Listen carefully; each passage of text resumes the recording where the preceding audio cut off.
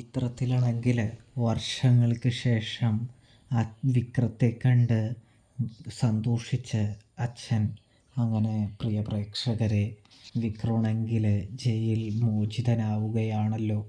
അങ്ങനെ വിക്രം നേരെ ചെന്ന് പോകുന്നത് അച്ഛനെ കാണാനാണ് എന്ന് കാണാം. അതിനിടയിലാണെങ്കിൽ സിദ്ധാർത്ഥും നമ്മുടെ ശ്രീകുമാറും കൂടി നമ്മുടെ വിക്രത്തെ ഭീഷണിപ്പെടുത്തുന്നുണ്ട്.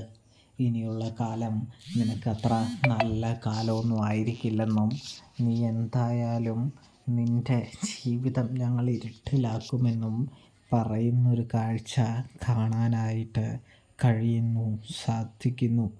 ഇതേ സമയമാണെങ്കിൽ നമ്മുടെ വിക്രം പറയുന്നുണ്ട്, നിനക്ക് ചെയ്യാൻ പറ്റുന്നതൊക്കെ നീ ചെയ്യ്, ബാക്കി നമുക്ക് വരുന്നിടത്ത് വെച്ച് കാണാമെന്ന് പറയുന്നതും കാണാൻ സാധിക്കുന്നുണ്ട് കേട്ടോ.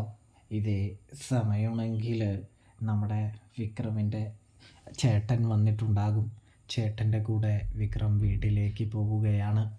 വീട്ടിലേക്ക് ചെന്ന് കഴിയുമ്പോൾ അച്ഛനെ തനിക്ക് ലഭിച്ചിട്ടുണ്ടല്ലോ ഡിഗ്രി സർട്ടിഫിക്കറ്റും കാര്യങ്ങളൊക്കെ പൊളിറ്റിക്സിൽ റാങ്കോടുകൂടി വിക്രം ജയിലിലിരുന്ന് പഠിച്ച് പാസ്സായിരിക്കുകയാണ്.